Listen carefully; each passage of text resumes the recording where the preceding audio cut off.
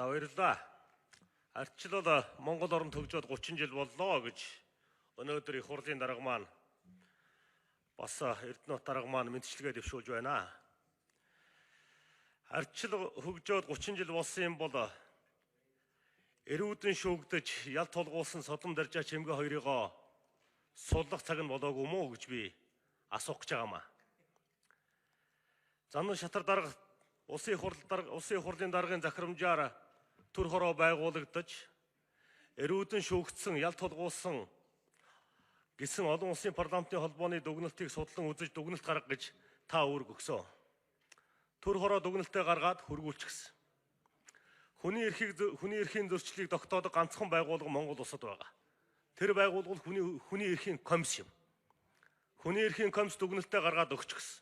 Содом Даржаа Чимгэ нарыг эрүүдэн шүүж ял тулгасан байна гэж. Ардчлалын 30 жилийг бид нар өнөөдөр тэмдэглэх гэж байна.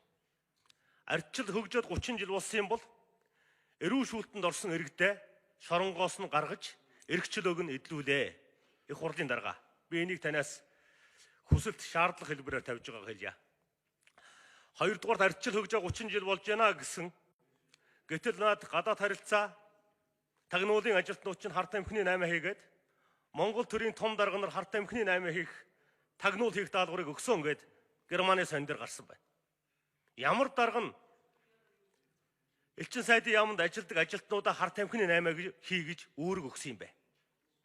Хариуцлага ярих цаг болоогүй мүү? Тэр үүрэг өгсөн тагнуулын удирдлагуудаа дуудаж авчирч улсын их хурл дээр асуухгүй мүү? Дуугүй суугаад ах юм уу? Юу ч болоогүй юм шиг бүлэх заргсан юм шиг бүгдээрээ чимээгүй байх ёстой юу? Энийг нэг их хурлын дарга мань бодоорой гэж хэлхийг хүсэж байна. Гуравдугаарт наад прокурорын байгууллага дээр чинь эргэлт гарсан байна. Ерөнхий прокурорыг чинь хөөгөөж явуулчихсан байна. Жаргал сайхан гэдэг хүн чинь өрөөндөө орч чадахгүй байна.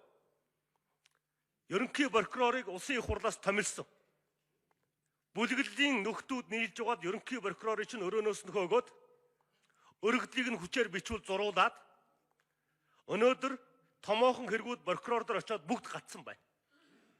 Бүгд гатсан байна. Шүүхтэр чинь хэрэгүүд явахгүй байна. Хонглыг нураах гэж бид нар улсын их хурлын 5 гишүүн өнгөрсөн өвлийн дурш жагссан тэмцсэн ард түмэнтэйгээ хамт. Дахиад хонгол үүссэн байна. Ерөнхий прокуророо ажилд нь оруулаа. Ерөнхий прокурор чинь гудамжинд гарсан байна. Ард түмэнтэйгээ очиж тэр ерөнхий прокуророо ажилд нь тавьж өгөө. Эрх баригч нам энэ болж байгаа нөхцөл байдлыг мэдээгүй юм шиг дүр эсгэх шаардлагагүй. Монголчууд бүгдээрээ мэдж байна. Энэ асуудлыг Монгол улсын ерөнхийлөгчтэй яриа их хурлын дарга. Та төрийн 3 өндөрлөг Монгол төрийг төлөөлж байгаа хүн. Наад прокурор, шүүх, АТГ чинь одоо завхрал дахиад эхэлж байна. Наад завхралыг зогсоох тал дээр онцгой анхаараач гэдэг хүсэлтийг би албан ёсоор танд тавьж байна.